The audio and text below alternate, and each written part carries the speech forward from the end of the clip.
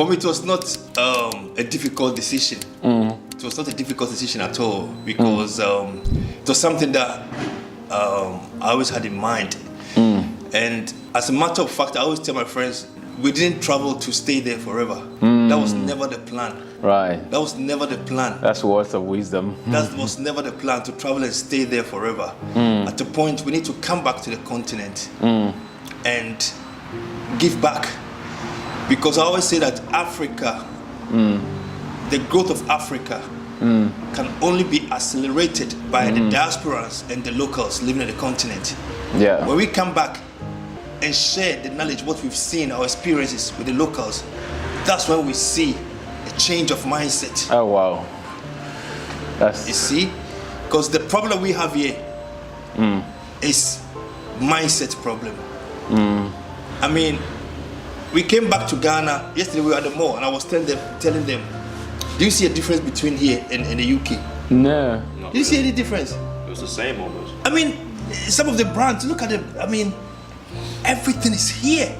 But before we left, I left Ghana in 89. That was even before the German unification. So when I moved to Germany in 89, I was 21. And that time, I just turned 21. 3 months I turned 21, I moved to Germany. And I went to West Germany. So 1990, October 3rd, that's when Germany The Berlin Wall. Together. Yes, the Berlin Wall came down. So I was there before the Berlin Wall came down. And I stayed there for almost 20 years, 19 years. The kids were born there, and then we moved to the UK in 2008. Stayed there for another 14 years. So you know, I spent 33 years outside. And I said, no, it's time to come back. So making that transition was something that I always wanted to do. And if we are really fair at a point in time, especially if you spend more time in Europe or outside, you realize that your soul yearns back home. Yeah. You realize that you've seen everything. I mean, it's not about infrastructure or something. And another thing, most of the time we look at infrastructure and stuff, we say we are developing country. Africa is developing. Some say third world. And we call the West like developed. Yes. Good. We look at stuff like infrastructure, some of the systems, and we said, okay, they are developed. Fine. So when I say something is developed, or if the person is successful, it depends on what you are measuring. What's your measuring? That's different definitions. Yes. So developing what? People, fine, infrastructure, 100%. But we are more developed in community. Yes. Totally agree with that. Caring for each other. And that's what's for me. As you grow older, I'm now 55. So it's not like when you come to Europe when you are 21. Well, you look good at 55, by the way. Thank you. I must say that. I turned 55 last week. When Dad said, "Oh, we're moving back to Africa," what was your first thought? I was mind blown. Yeah. Okay. Mind blown. I was also happy as well to finally be out of England because it's just getting boring. England was, like it was always grey every day, always rains, snows. I'm just tired of it. I'm just happy to be somewhere where it's bright, sunny every sunshine, day. and Are you missing anything from UK? Not really. There are like you said, some conveniences. Maybe like ordering stuff online from like Amazon or something. Oh, okay, yeah. But these are like really small things. But like we said at a mall, it's literally like in Europe, you have everything. There's like you have an Apple store, you have all these things there in the mall. Yeah. So there's nothing really I miss. There's actually better things here. Like the weather here is way better than UK. Oh, okay. Like you don't know what the weather's going to be like one day. Like one day it's sunny, one day it's raining in the UK. And it's just you feel a bit more happier here. I guess the food here is good as well.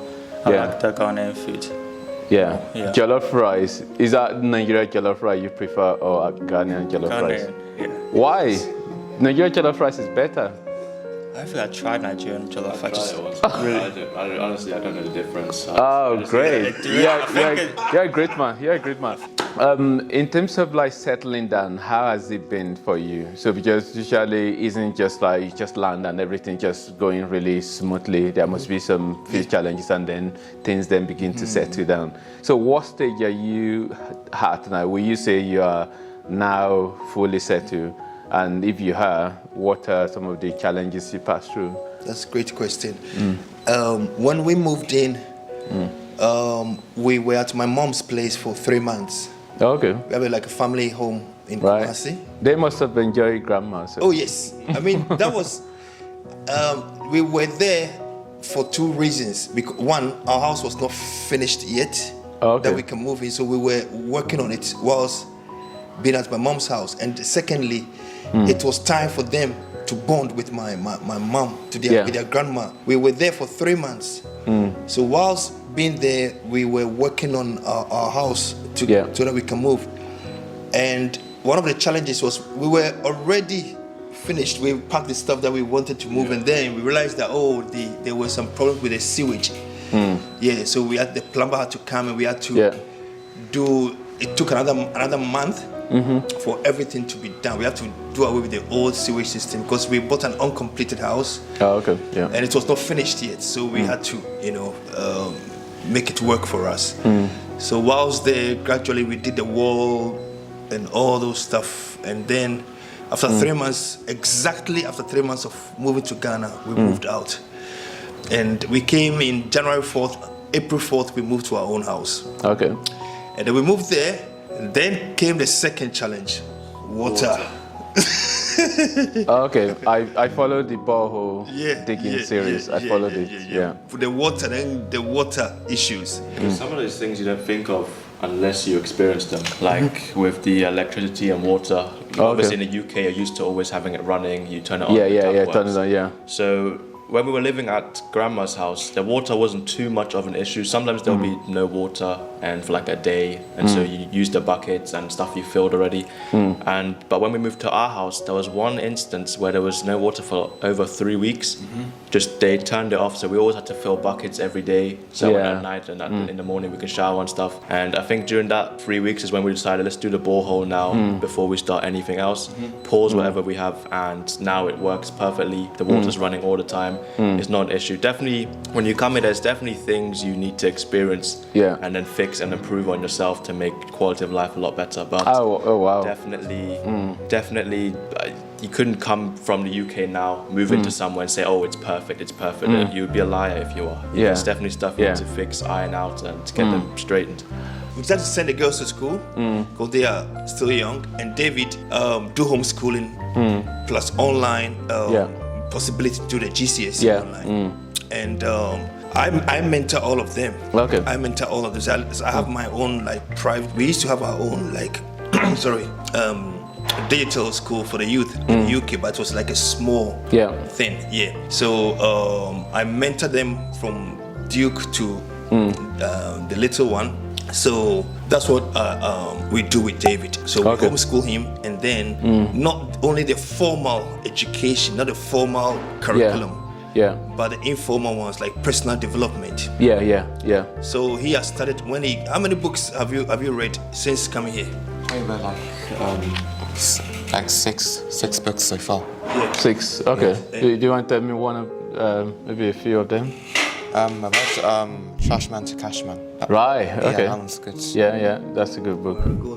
Yeah. And then? And I also read Rich Dad Poor Dad. Oh wow, that's classic. Yes, classic. I read that. I read that long time ago. It was a classic book. So that's the training that I give them. This is the kind of training that you won't get in school. No. School. You won't get in school is not really going to teach you that. They will show you. To read about Macbeth, Christopher Columbus, so instead of giving you life skills. So that's the kind of training. The training that I give them is mindset, skill set, and tool set. How to thrive in the digital age. That's what I do with them. That's why all of them are entrepreneurs, and that's what I do for the children. My legacy to give them knowledge. So in terms of making friends, have you been able to make some friends? Yeah, because we know some families around the area, Oh, okay. And yeah, they have kids around our age as well. Oh, okay. So yeah, every like maybe few weeks or so we meet them and we get together. And yeah, because I don't go to school, yeah, we have to go out and meet people to make friends. Okay. But overall, it's been fine. Yeah. Okay. So if you have somebody of your age that want to move back to Africa, maybe with their parent, or maybe it might just be on their own, really. So what advice will you give them? I definitely would give them the advice that expect like things to not be perfect all the time. I mean, you live in the UK or abroad, you've got these conveniences. You want to wake up, you take 2 minutes to shop, buy whatever you want for the day. Yeah. Here you kind of got to go out of your way to do these things. But yeah, definitely it's going to be a big learning curve. Obviously, if you don't know the native language, that's something you've got to learn. You've got to learn the formalities as well. Yeah. That's something that took a couple of weeks for me to realize, like, only waving with your right hand because the left hand is bad, and everything, stuff the like culture, that. Just the culture, learning it. Definitely try and learn something when you're already abroad. That's one thing I wish I did a lot sooner as well. Oh, okay. Definitely try and get Right. to it. Okay, great. So why did you decide to go to Kumasi? I mean, everybody coming to Ghana or Accra and other the capital city where, it's more better there. Why Kumasi? Yeah, well, actually, we were building in Accra. We were building Accra and was planning to live in Accra. I mean, the future. It was not like immediate stuff because the plan was more for apartment and then the family house. Okay. Yeah, so we built the family house and said, okay, when it's finished, then we can move in. And then, but the Kumasi is where I come from, and Kumasi is where my mom and all my siblings are, apart from the ones outside. Yeah. So when it came to moving to Ghana, we realized that the Accra house was not done yet. Yeah. It would take some time. And then at that time we were planning to, before we moving, we were planning to buy a house in the UK. Okay. We were planning to, and that changed everything. We planned to buy the house in the UK, and it didn't go through. Everything started. We packed our things. We knew we were going to the new house. It didn't go through. And I told my friend before that if this mortgage thing doesn't go through, I'm moving to Ghana. Okay. That's what I told him. I'm moving to Ghana, and then it didn't go through, and we decided to move to Ghana. But I mean, it was. I said, God. I mean, He has a way of doing things. I always say He stopped, He blocked it so that we can move here. Yeah. And that was the time. And that's your desire, really. Yes, so. and that was my desire. That was what I really wanted. And the reason why we wanted to get that new house was the place was getting smaller for us. And then my wife wanted to have some years to practice what she did at the uni. She did biomedical science. Okay. Biomedical science, Yeah. And she wanted to get some more experience before we moved. That's why we wanted to get a house and then later rent it out or sell it when we are coming. And it didn't go that way. And thank God it didn't materialize. Because, and I said that if it doesn't work, we are move back home. And then we had a deposit for the house, and all of a sudden I saw this uncompleted house in Kumasi. Oh, okay. You see how Let's God go for works. that. So we use the deposit and then we start, negotiating for the house. So we had a Accra house there, which is still being built. But then we have this uncompleted house in Kumasi. And thank God for just 10 minutes away from my mom. Yeah. You see, so and it's we thank God that we moved to Kumasi. Because we've been in Accra the last few days and it's expensive. It's tiring. It's expensive. Really? Really, the stuff that you buy in So Kumasi is cheaper than... Oh, way cheaper. I mean, if you ask the case, I mean, it's way cheaper than Accra. And for me, it's family. The reason why, we are family by nature. That's our channel. Yeah. For me, everything revolves around family.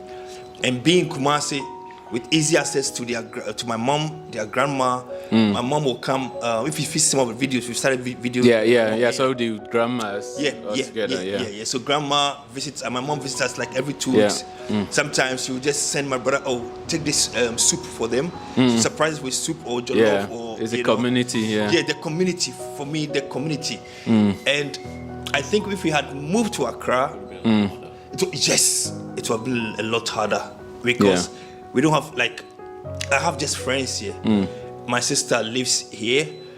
This house here is my sister's house, but she's in the States. Oh, okay. She will move back soon.